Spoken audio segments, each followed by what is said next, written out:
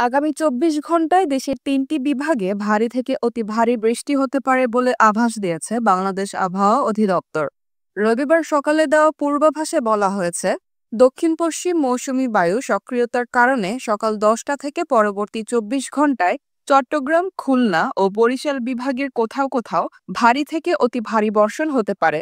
অতি ভারী বর্ষণের কারণে চট্টগ্রাম বিভাগের পাহাড়ি এলাকার কোথাও কোথাও ভূমিধসের শঙ্কা রয়েছে।